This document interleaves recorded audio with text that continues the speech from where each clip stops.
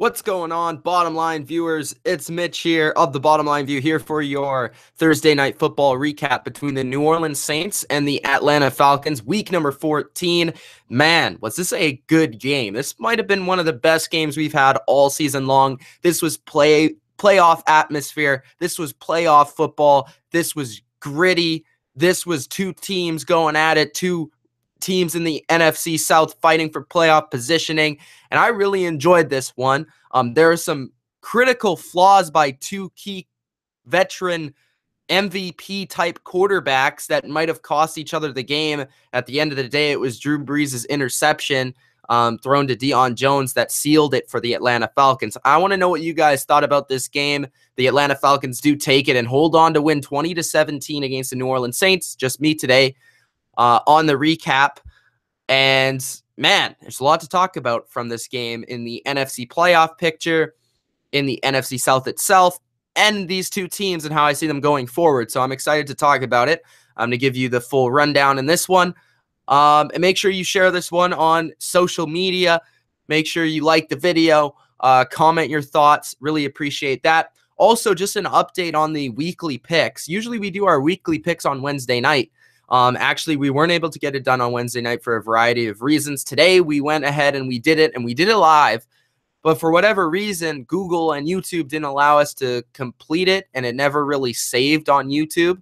So if you missed the recap, or if you missed the picks, I should say today, we're going to try and redo them and do them tomorrow. So there's an opportunity for you guys to still tune in and watch our picks because it didn't save on YouTube.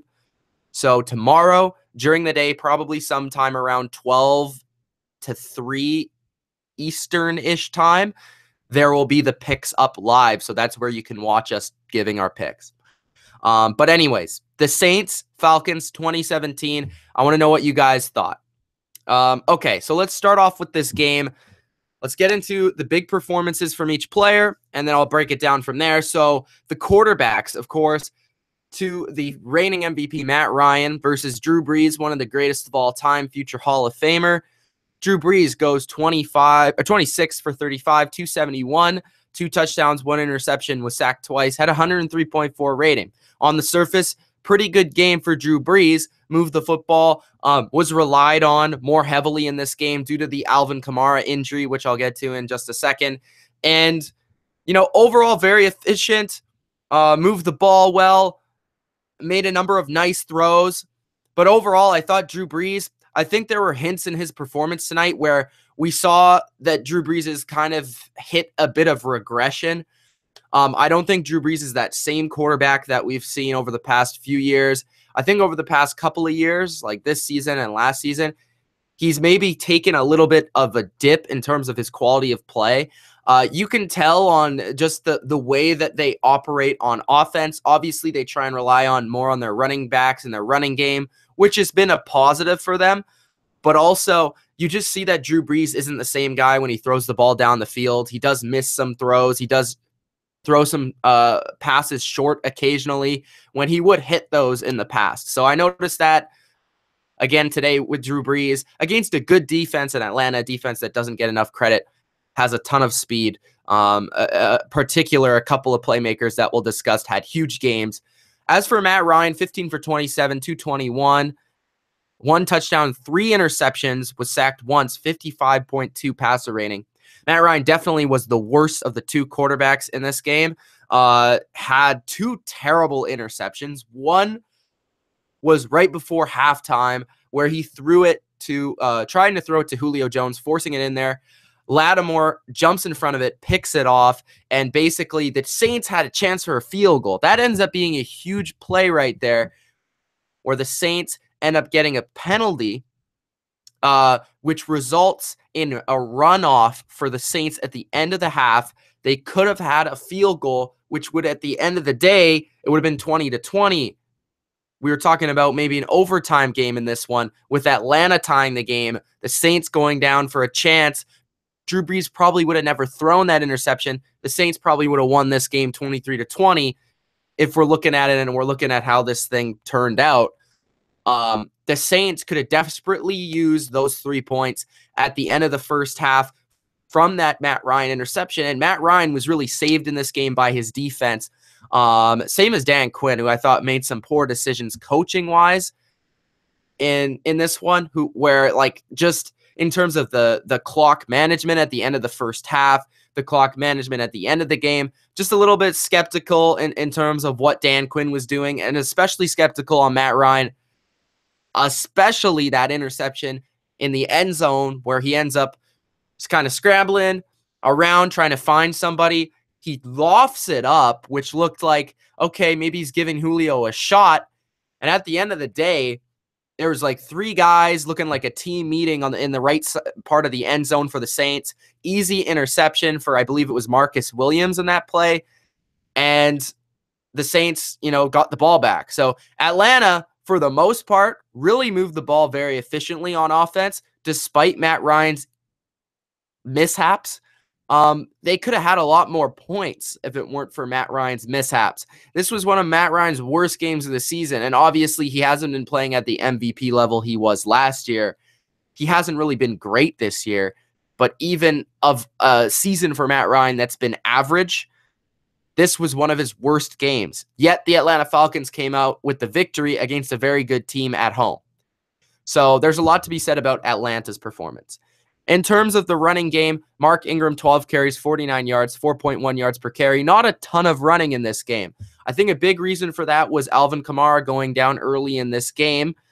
Kamara did, before getting hurt, had 3 catches for 25 yards and had a concussion. So it looks like he was out for this game, basically the entire game. I'm not sure what's going to happen going forward, if he's going to play next week. Fantasy owners obviously hurt them and hurt myself. I have him in like 3 leagues, which really hurt. Luckily enough for me, at least one of my leagues, I was playing Matt Ryan, so that helped. But only 12 carries for Mark Ingram, who personally, I really like Mark Ingram. I've always liked Mark Ingram. When he was drafted, I wanted the Patriots to actually draft him. But he's had a very solid career. He's had some injuries up and down. But this has been one of, if not his best season overall as a pro. And I was kind of surprised that they only give him 12 carries. Usually he only gets around 15 carries because Alvin Kamara takes up another 10 or so carries. So it kind of evens it out. But, at the same time, I think Mark Ingram could have held more of the load in this game. And I don't think Drew Brees really needed to throw the ball 35 times, but nonetheless, that's what they decided to do. For the Falcons, 24 carries for 91 yards, 3.8 yards per carry for Devontae Freeman. Had a few really nice runs, had also a couple runs where he was stuffed. They tried a number of draw plays in this game that just didn't work. Steve Sarkisian, the offensive coordinator of Atlanta, I thought he had kind of a rough game. He did have his moments, but I thought just more of the talent of Atlanta's offense kind of shined through in this game. Mohamed Sanu had a really nice game, 6 for 83 and a touchdown. Julio had a nice game, 5 for 98. Hooper chipped in. Freeman had some nice plays. I thought that Sarkisian put the offense in some difficult positions, having their actual talent trying to win over the scheme. Like last year, you would have seen a nice, perfect blend between Kyle Shanahan's offense and Atlanta's playmakers making the plays. But in this game, it really felt like, okay, Saints are playing a ton of man coverage, which you could obviously tell. Lattimore's on Julio. They had the other kid. I forgot his name. Is it Crowley? What's his name? Yeah, Crowley. The undrafted kid, who's actually pretty good, was on Mohamed Sanu for a majority of the game, and they were just manning up all game. Very basic stuff from the Saints on defense, but they were just basically forcing Matt Ryan to beat them, and they were shutting down the run, and that's the way the game was going. And it took a very long time for Sarkisian to actually adjust. Like Collinsworth was talking about for a lot of the game how he would have had bunch sets just to get the Saints out of man coverage, because that's a way to force a defense out of man coverage because of the compression. But like, I don't get it. It's like Sarkisian kind of was just relying on his players more than actually scheming and fixing and kind of adapting to what was happening by the Saints. And overall, I thought the Saints defense played a nice game for a majority of the game, despite the injuries, despite the fatigue. They did a good job. It just, at the end of the day, they lost a couple of players. They didn't really come back. They were very fatigued, very tired, and Atlanta took advantage of that at the end of the day. I thought Julio had a nice game. I thought Sanu had a very nice game in this one. And besides that, nobody really shined through the Falcons. Freeman obviously had a couple of runs, like I said. And for the Saints, Michael Thomas had a really nice game. Now, I've never been the biggest Michael Thomas fan. Like, I've never really seen Michael Thomas as like an amazing playmaker, amazing top-notch receiver. Obviously, he puts up the statistics.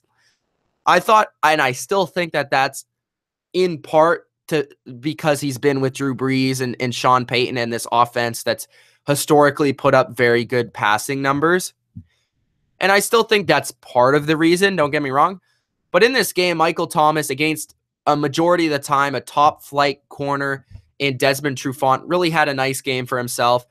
A number of times in man-to-man, made some really nice plays on key situations. So you got to give Michael Thomas that credit. 10 catches, 117 yards, a touchdown, fighting through some stuff with the eye at the end of the game and all that stuff. Mark Ingram also had 4 catches for 43 yards, picking up the slack in the receiving game as well for Kamara. Again, other than that, Ted Ginn had a really nice catch near the end of the game.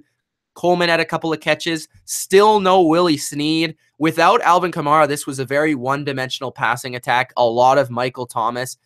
Besides Michael Thomas, not a lot. Not a lot of advantages for the Saints in that passing game. And so it was a very kind of, you knew what you were getting from each offense, but for whatever reason, the defenses kind of had difficulty stopping them. And for the defenses, I think the first guy that shines through is Deion Jones. This guy was absolutely phenomenal. A lot of people were talk about Ryan Shazier in Pittsburgh. And obviously he has that whole situation with what's going on with him. But those are similar players, Ryan Shazier, Deion Jones. Deion Jones doesn't get a lot of attention. He was huge in the playoffs last year for Atlanta. He actually stripped LeGarrette Blount in the Super Bowl, had a nice game in that game as well. And he's had a really nice season this year. For whatever reason, Deion Jones doesn't get a ton of attention, but he's an awesome player. He's very fast. He might be the fastest linebacker. Him and Shazier are probably right there. But he had 3 tackles for loss, 2 pass deflections, an interception, 13 tackles. He was all over the place. He was running sideline to sideline, chasing down receivers, running backs. It didn't matter. Deion Jones was there, and he had an awesome game. I also thought Dontari Poe had a pretty good game. At first in the offseason, didn't really know how this was going to work out with the signing with Poe, but it seemed to be okay. He had a sack and a tackle for loss, 5 tackles in this game. Keanu Neal also had a nice game with 4 tackles. Claiborne had a sack in a key situation for them. What else? Devondre Campbell had 6 tackles. I didn't think this was the strongest game for the secondary overall. I think they gave up a few plays. Obviously, it's always tough playing a guy like Drew Brees, but I've seen them play better games overall. For the Saints, Monte Teo had a really good game. I thought the linebackers for both teams really played well. Like Teo, 10 tackles, 2 tackles for loss. I also thought, Craig Robertson, 8 tackles. And then I thought AJ Klein had a pretty good game for the most part. He also, I think, got hurt in this game too. Marcus Williams, 6 tackles, had that interception as well. Kevin Crowley mainly, I thought, was the better corner tonight. Obviously had the easier assignment of the 2 corners. Marshawn Lattimore he didn't look like Darrelle Revis. I've been told that apparently he's Darrelle Revis. He's not Darrelle Revis. He's been really good this year, a superb rookie, but against Julio, didn't have his best game. I know he's been banged up, but that was a tough one. Tough matchup for him. Didn't have his greatest game. Cameron Jordan was amazing in this game. He's been great all year. He's been one of the top defensive players all year. Hasn't got enough credit. They finally started to put the spotlight on him in this game, and this is a guy that I've always said has been phenomenal against the run. And really this year, he's kind of put it all together as a complete pass rushing and then run stopping D end. Last year, I think he was like the best DN against the run. This year, he's one of the best in both departments, really shining through. And I just think like Dennis Allen for the Saints should get a ton of credit for what he's done with this defense. Just done a great job overall, putting guys in position, guys that aren't very talented.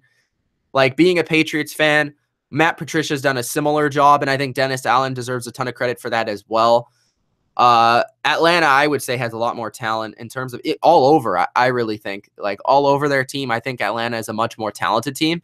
I think the Saints are a lot better coached. And I think they also have better leadership. But the Falcons do come away with this one 20-17. I want to know what you guys think. I'm going to get to comments real soon. That's all my real big thoughts in this game. Matt Ryan had a crappy game. Drew Brees kind of blew it at the end, but had a pretty good game. What else? I was surprised by Atlanta's offense. I thought that they should have done more creativity-wise. What else? I thought the Saints got away from the run game a little too quick. Trying to think of other main points. And I think a big thing that we've seen this year with the NFL being so close with some of these teams, that the end of the first half and the end of the game obviously are huge points, but it seems like more than ever teams win games based off situational football. A lot of times in the past, you would see teams win because they're better. But now I think we see teams like, for example, the Seahawks win games now because of Russell Wilson and because of his ability to play in situations like at the end of the half, at the end of the game. And I think in this game in particular, if the Saints would have got that field goal, it would have been massive for them and they could have won this game, and they blew it at the end of the game. And for the Falcons, they came up big at the end of the game, and they could have came up big at the end of the second half, but they got kind of lucky at the beginning of this, or at the end of the first half, I should say.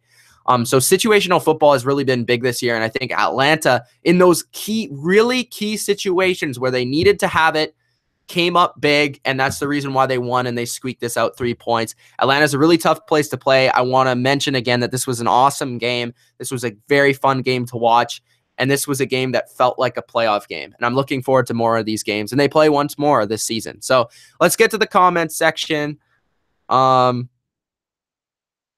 Starting off with Rob, he says, dilly dilly. Rob says, chaos in the NFC South ensues. Yeah, this is a really good division this year. Michael says, play calling sucked. I think he's referring to the Saints or I'm not sure. Kevin Durkant says, Falcons might win the division, to be honest. I don't know if they'll win the division, but they're definitely going to be in the conversation. Looking at the standings, the Saints are 9-4, and I'm just going to look at the schedules right now. So the Saints play the Jets, the Falcons, and the Bucks. Now, personally, the Falcons, of course, have that another chance to beat the Saints, but personally, the way this game went, the Saints were just as good of a team today as the Falcons were, if not better. I think the Falcons made some bad plays. Like Matt Ryan almost cost them the game. And it almost backfired on them the way that Matt Ryan played in this game. But Atlanta's going to have to play in New Orleans in a couple of weeks, where the Saints should be able to win that game, because it's hard to beat a team twice, especially when it's this close, within 3 points at the end of the game. The Saints could have easily won this game. So I'd say that I lean towards the Saints winning that game, and they should beat the Jets and the Bucks. So I think that the Saints will win out, which means that I think the Saints will win the division.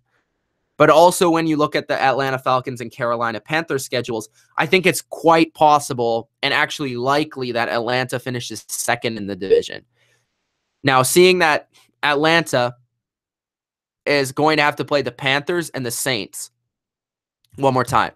So I think they'll lose to the Saints. I think they'll beat the Buccaneers next week.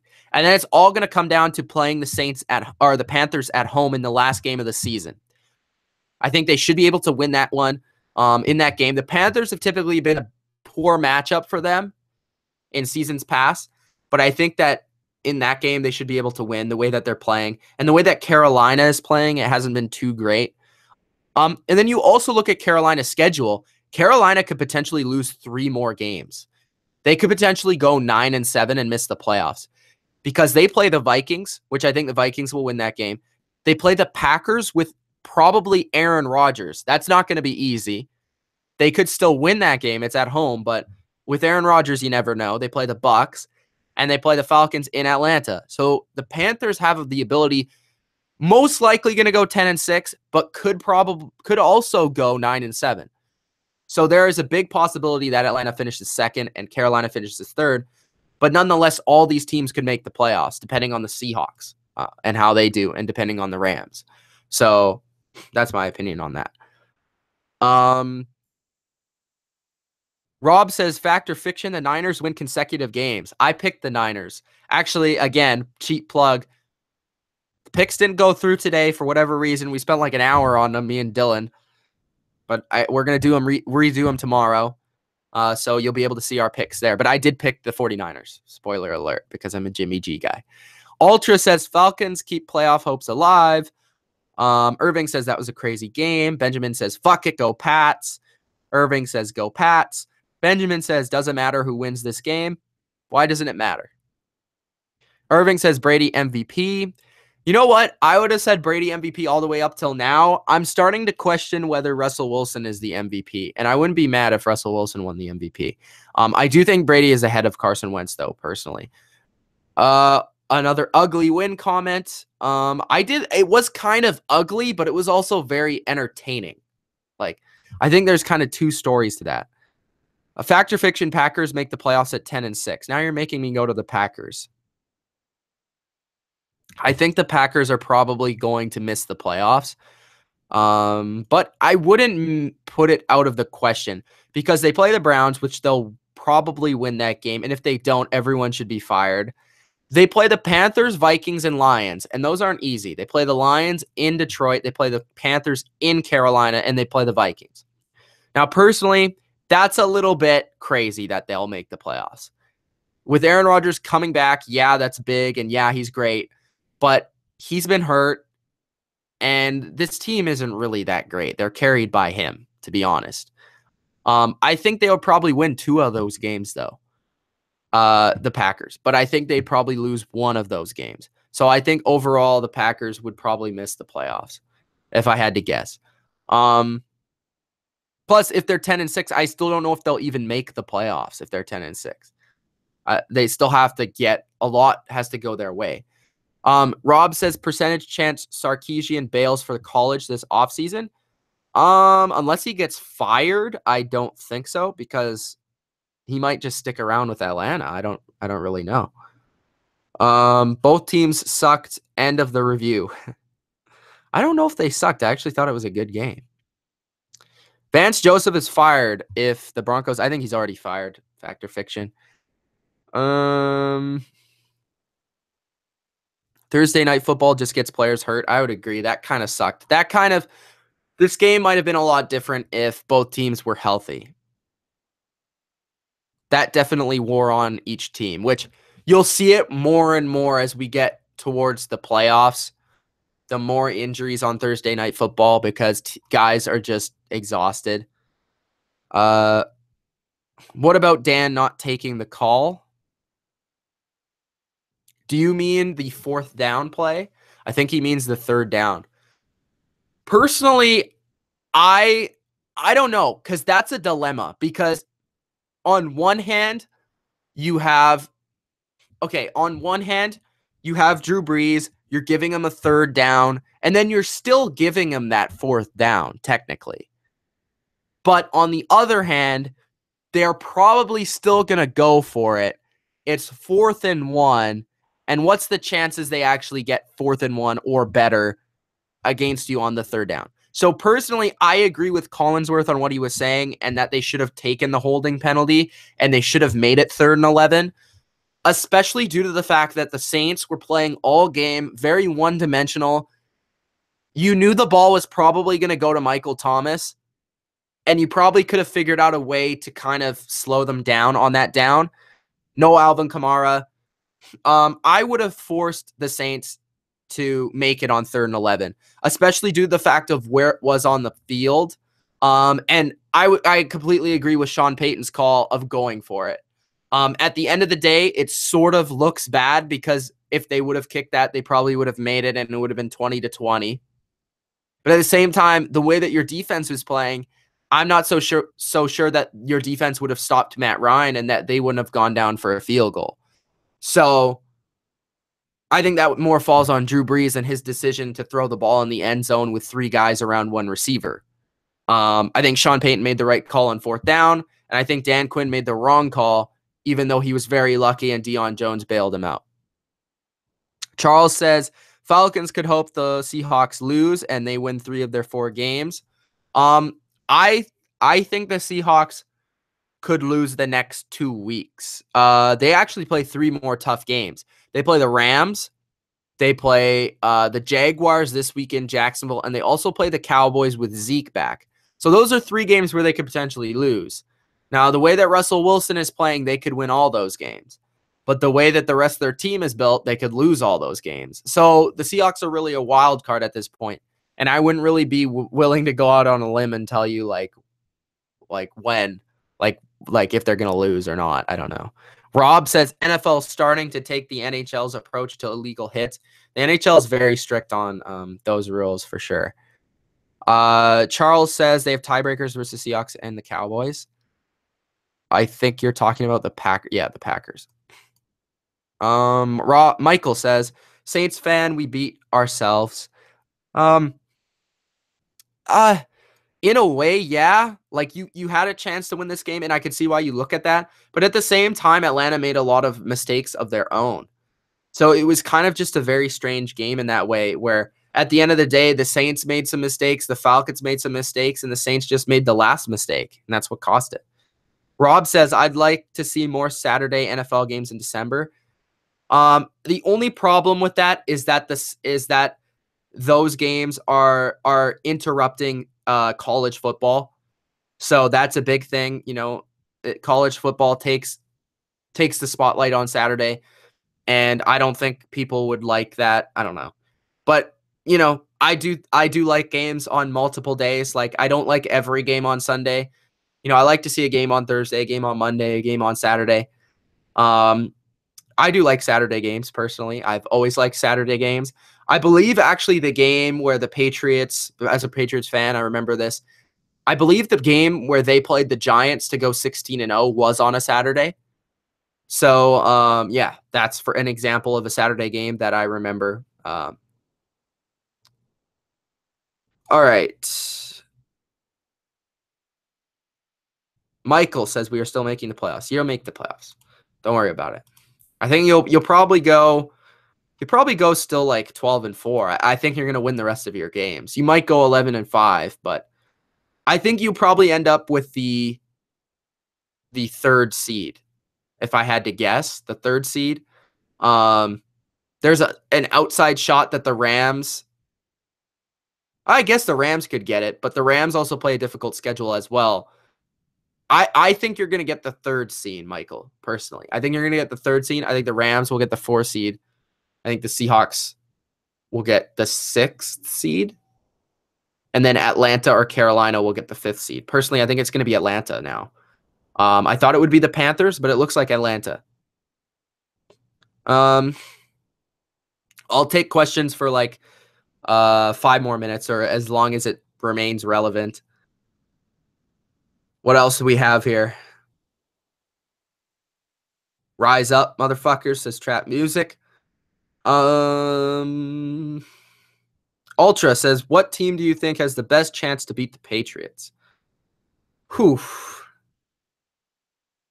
I don't think it's a team in the AFC. If you're talking about the AFC, I guess you would have to give the nod to the Steelers. But even then, I don't really think the Steelers are in the top 4. Like, I think that the Eagles are probably the team that has the best chance of beating the Patriots, because typically in the past, what beats the Patriots is a really good front 4-man rush, the ability to get after Tom Brady, and then the ability to cover in the back end, which the Eagles have shown some promise in that. Now, I don't think that they're amazing in that regard, but they are pretty good. And I think that the Eagles, the other thing they have is they have a quarterback that can make amazing plays that you can't really account for coaching wise, which I think kind of throws the Belichick Patricia thing out the window, which means that I think that the Eagles would keep the game very close and it would be very interesting down to the end. Ultimately, Brady or Wentz could win the game for their team, but I think the Eagles are that team that I would fear the most in a Super Bowl situation. And I think that would be the best game overall. I still would probably pick the Patriots, but I think that would be the best game. And then the second team, I think the Vikings are another challenging team for the same reasons. Very good pass rush. They can cover very well with a guy like Xavier Rhodes, Harrison Smith. They have very fast, good linebackers. Their defense is very tough. And then Case Keenum's playing very good football. The whole factor of we would face them in the Super Bowl, which would be Minneapolis. It would be in Minnesota. So that would be difficult. Their run game isn't that challenging, but Adam Thielen and Stephon Diggs would be challenging. So I think the Vikings would be tough. That would be my number 2 team. Maybe even my number 1 team. Number 3, I think, would be... That's tough. I don't really see a clear number 3 because I think the Patriots would handle the Falcons again. I think that they would handle the Seahawks. I think that they would handle the Panthers. They lost them earlier this year, but it's a totally different team now.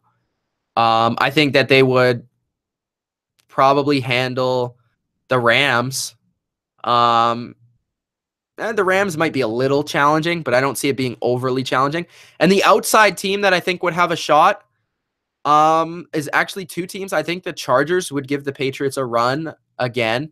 They played them earlier this season. It was a close game. I think it would be close.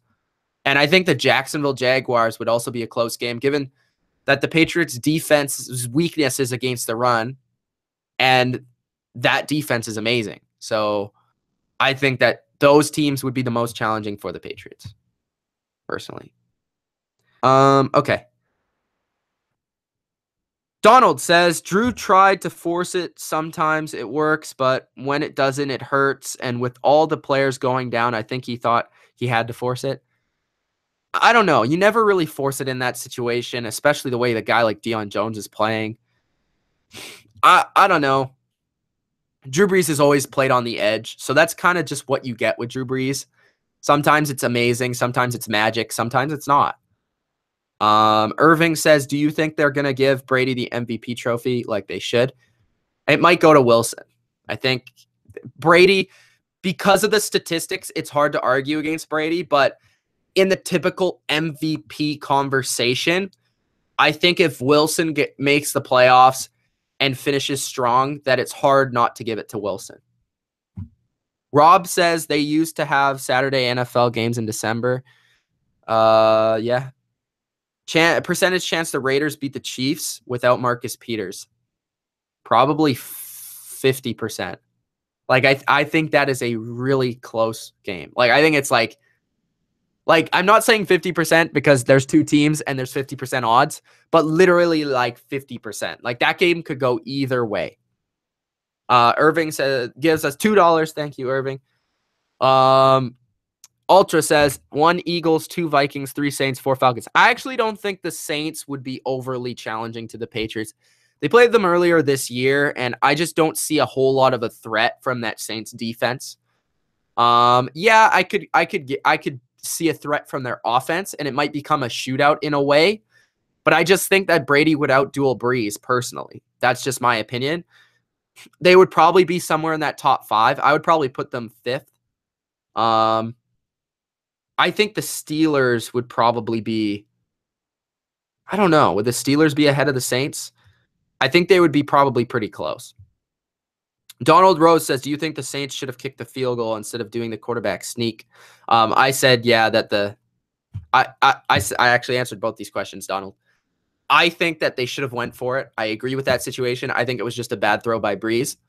And the second one, I think the Saints will beat the Falcons the next game. Michael says that sucks for Shazier. Prayers to him and his family. Of course. Rob says, fact or fiction, Colts beat the Bills with Peterman starting. Is Peterman starting?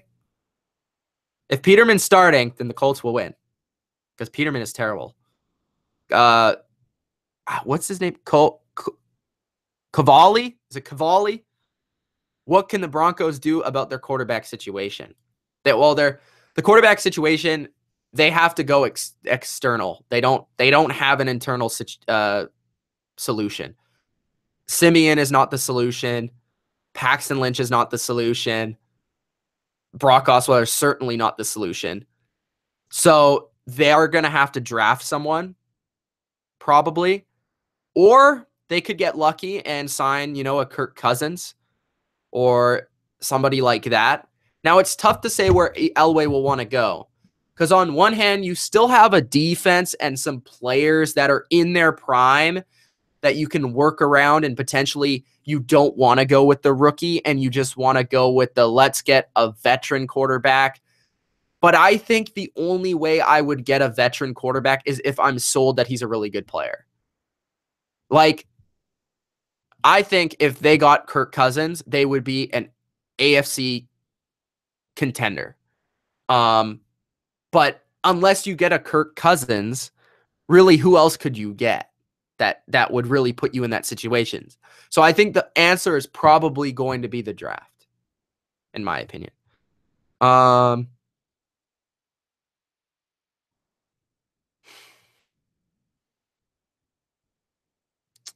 Rob agrees.